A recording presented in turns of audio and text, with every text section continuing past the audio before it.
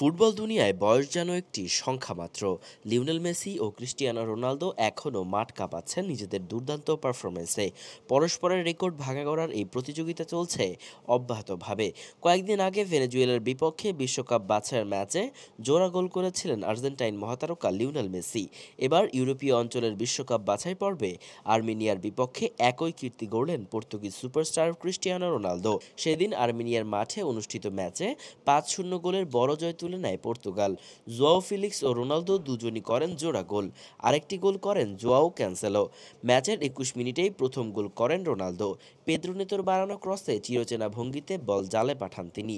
জাতীয় দলের হয়ে এটি তার টানা চতুর্থ ম্যাচে গোল। দ্বিতীয় অর্ধের শুরুতেই বক্সের বাইরে থেকে দুর্দান্ত এক দূরপাল্লার শটে নিজের দ্বিতীয় গোল পূরণ করেন তিনি। এর মধ্য দিয়ে বিশ্বকাপ বাছাইয়ে ৩৮তম গোল করেন রোনালদো। এতে তিনি মেসিকে পেছনে ফেলে সর্বোচ্চ গোলদাতার তালিকায় দ্বিতীয় স্থানে উঠে এসেছেন। মেসির গোল সংখ্যা ছিল ৩৬টি।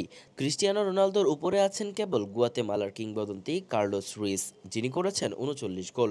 ফলে আরও একটি গোল পেলেই ইতিহাসের শীর্ষে চলে যাবেন CR7। বর্তমানে আন্তর্জাতিক ফুটবলে ১২২ ম্যাচে রোনালদোর গোল সংখ্যা দাঁড়ালো ১৪০-এ। অন্যদিকে মেসি জানিয়েছেন আর্জেন্টিনার শেষ বাছাই পর্বের ম্যাচে তিনি খেলবেন না। ফলে রোনালদোকে ধরার সুযোগ আপাতত তার নেই। গোলের দিক থেকে শীর্ষে রয়েছে কার্লোস রুইস গুয়াতেমালা ৪৭ ম্যাচে ৩৯ গোল, ক্রিস্টিয়ানো রোনালদো পর্তুগাল ৪৮ ম্যাচে ৩৮ গোল, লিওনেল মেসি আর্জেন্টিনা ৭২ ম্যাচে ৩৬ গোল, আলী দায়েই ইরান ৫১ ম্যাচে ৩৫ গোল, রবার্ট লেভানডস্কি পোল্যান্ড ৪০ ম্যাচে ৩১ গোল, লুইস সুয়ারেজ উরুগুয়ে ৬৪ ম্যাচে ২৯ গোল।